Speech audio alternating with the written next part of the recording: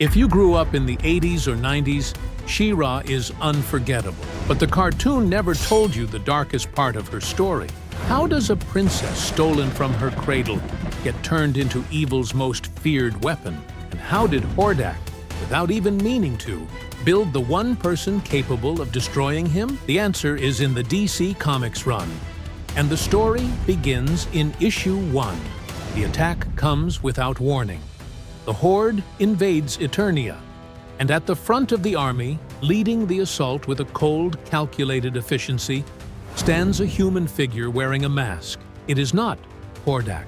It is not any name you would recognize from the cartoon. It is a woman, and the mask she wears was shaped in the likeness of Hordak's own face. Her name is Despara. But before we get to the version television told, here's a detail from the comics that changes everything. Hordak was not the one who broke into the palace to steal Adora. It was Keldor, before he became Skeletor, and the plan was never to take just her.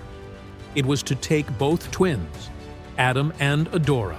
Something went wrong in the middle of the escape, and only Adora was taken. The 1985 cartoon gave us the simplified version. Hordak stole Adora from the palace of Eternia when she was still a baby. He carried her off to Etheria, on the other side of the dimensional portal, and there, raised by Shadow Weaver and trained inside the Horde, she became Force Captain Adora, a trusted officer of the enemy, until the day He-Man crossed the portal, placed the Sword of Protection in her hand, and she reclaimed who she always was. But in the DC Comics, Hordak never wanted a soldier.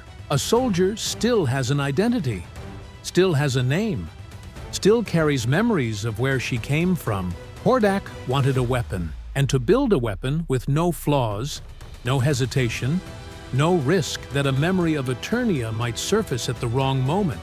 Something irreversible had to happen. Adora had to stop existing. Everything she was, daughter of Rander and Marlena, twin sister of Adam, heir to the blood of Grayskull, was compressed and buried underneath a brand new identity.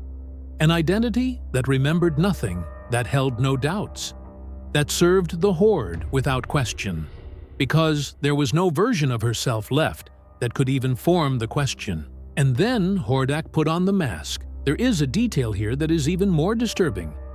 Despara's mask was never protection. It was a deliberate symbol. Hordak wanted every enemy Despara faced to see his own face staring back at them.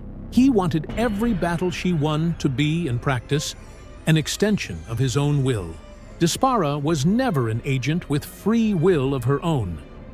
She was a living mirror of her creator. Hordak's face pressed over Adora's, and the woman underneath that mask had no way of knowing any of this, because Adora, the one person who could have questioned that symbol, was no longer reachable. When Despara leads the invasion of Eternia in issue 1, there is no visible conflict, no hesitation. There is an efficiency that He-Man's warriors never expected from a human figure commanding the enemy army. A precision that is not just training. It is something put there by someone who spent years shaping a person to be exactly that. But then something happens that Hordak never calculated. Teela recognizes her, not right away. It is a recognition that comes from somewhere older than conscious thought, a fragment of something that existed before Adora disappeared, before Despara was built to take her place. Because when they were little, Adora would show up alone in the palace garden, and no one ever knew how or where from. She said she was not allowed to wander far, that if she went too far, she would not find her way back home. The two of them would read books together in secret, sitting on the same bench, a secret only the two of them kept. And then, without warning, Adora would disappear again. No one else ever saw her. Even the adults did not believe she was real. Teela grew up thinking she had made the whole thing up, until the day that same face showed up again, behind a mask, leading an army. This is what the comics add that the cartoon never had room to tell. The memory of who Adora was never fully destroyed. It was buried, and it was Tila who first saw through the mask and asked what was underneath. But there is an even stranger detail that most people miss. While Despara commanded the enemy army in Eternia, on the other side of the portal, King Randor did not know his daughter was alive. Marlena did not know. Prince Adam did not know he had a twin sister. The entire royal family of Eternia lived with a hole in their history that was never explained to them. Hordak did not just steal Adora. He stole the possibility that anyone in Eternia would know there was something to search for. A missing princess is a tragedy. A princess who never existed in the official record is simply an absence, and absence does not inspire a search. Shadow Weaver was not just the Horde's sorceress. In a very real sense, she was Adora's adoptive mother, the woman present at every stage of building Despara, every layer of conditioning, every wall built between Adora and the memory of who she used to be, passed through Shadow Weaver's hands. The question the comics leave hanging, never fully resolved, is whether Shadow Weaver, at some point, understood what she was building, whether somewhere inside her there was any awareness of what it means to take a child and systematically erase every trace of the person she could have become.